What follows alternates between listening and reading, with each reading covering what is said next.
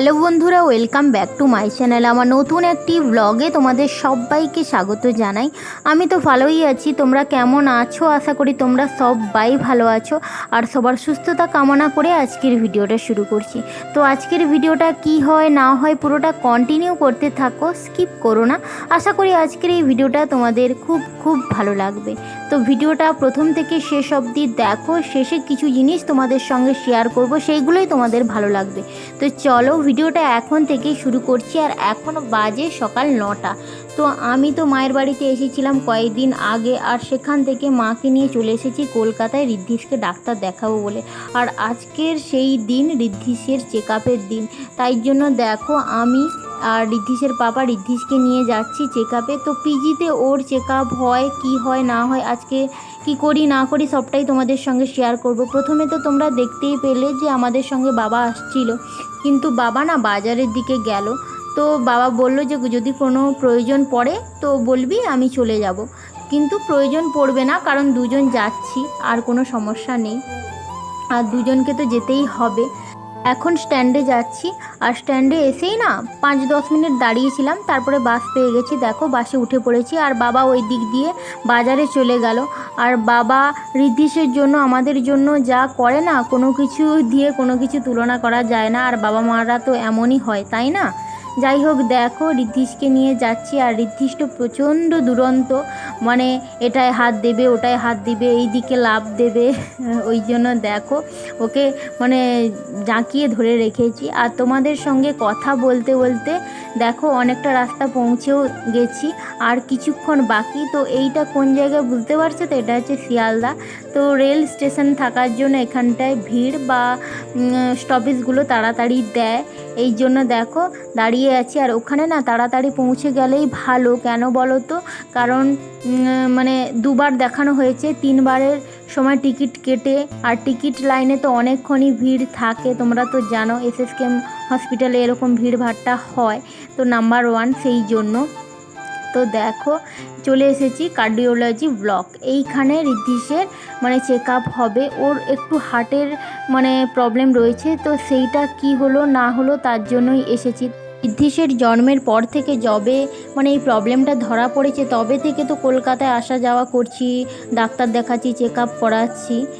আর এইখানে আসলে না মানে সবসময় ভয় কাজ করে, কি হবে না হবে। যাই হোক, ঠাকুরের নাম করে দেখো চলে এসেছি। ঋদ্ধিষের পাপা তো প্রথমে মানে টিকিট মানে লাইনে দিয়ে টিকিট কাটলো, তারপরে স্ট্যাম্প করালো। এইখান থেকে আমি লাইন দিলাম, লাইন থেকে তারপরে এখানে ভেতরে এসেছি। তো এইগুলোতে করা নিষেধ, তবুও তোমাদের সঙ্গে যেহেতু সবটা শেয়ার করি, আমি যতটুকুনি পারছি ততটুকুনি তোমাদের সঙ্গে শেয়ার করছি। ওর তো চেক আপ হলো, আর চেক আপে প্রবলেমটা একটু রয়েছে, তবে বড় হলে ওটা সেরে যাবে তাই বলল। আর আস্তে আস্তে না তোমাদের সঙ্গে আর বাসে ভিডিও বানাইনি, তখন অনেক ভিড়ভাট্টা ছিল সেই কারণে।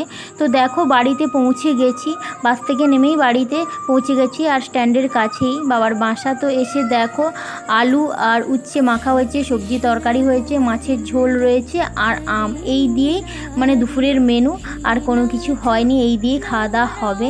দেখো তো বিকেলবেলায় প্রত্যেক দিনই আমি ঠাকুর মন্দিরে ঘুরতে যাই, ঋদ্ধিষকে নিয়ে বেড়াতে যাই, ওর তো বিকেলে না ঘোরালেই নয়। তো দেখো চলে এসেছি, আর এইটা হচ্ছে শ্রী শ্রী ঠাকুর অনুকূলচন্দ্র সৎসঙ্গ। তো এইটা মানে বাঙালিদের মন্দির। তো এখানে অনুকূল ঠাকুরের মানে পুজো হয় বা নাম গান হয়, পাঠ হয়। আমি ভেতরে ঢুকিনি, তো বাইরে থেকে তোমাদের সঙ্গে দেখালাম। আর এইখানটা হচ্ছে জৈন মন্দির। আমি যখনই কলকাতা আসি তখনই তোমাদের সঙ্গে সবটা শেয়ার করি। এই মন্দিরে খুঁটিনাটি কি হয় না হয় সবটাই তোমাদের সঙ্গে শেয়ার করি। আর যেহেতু মন্দিরটা এত সুন্দর, বাইরেটা এত সুন্দর, সেইগুলোই তোমাদের সঙ্গে বারে বারে তুলে ধরি। তো দেখো ঋদ্ধিষের পাপা তো ঋদ্ধিষকে নিয়ে মানে হাঁটাচ্ছে, ও তো কোলেই থাকতে চাইছে না, যেহেতু ও এখন না হাঁটতে শিখে গেছে। আর ও 1 বছর পেরিয়ে গেছে, 1 বছর 4 মাস বয়স ওর। তো ও হাঁটতে শিখে গেছে, তাই জন্য দেখো তো হাঁটছিল, আর সবাই তো দেখছিল। আর এইটা হচ্ছে মন্দির, আর মন্দিরের সাইডগুলোতে দেখো এরকম স্থাপত্য রয়েছে। তো এইগুলো সব শ্বেত পাথরের, বিভিন্ন পাথর কেটে কেটে কাজ করা, এইগুলোই তোমাদের সঙ্গে আমি যখনই কলকাতা আসি ব্লগ শেয়ার করি তখনই এই মন্দিরটা তোমাদের সঙ্গে শেয়ার করি। তোমাদের কেমন লাগে না লাগে অবশ্যই কমেন্টে জানিও। আমার খুব ভালো লাগে, তাই জন্য তোমাদের সঙ্গে সবসময়ই শেয়ার করি। আর এইটা হচ্ছে পুরনো দিনের মানে দোকান, তো এইটা মেয়েদের জুয়েলারি শপ।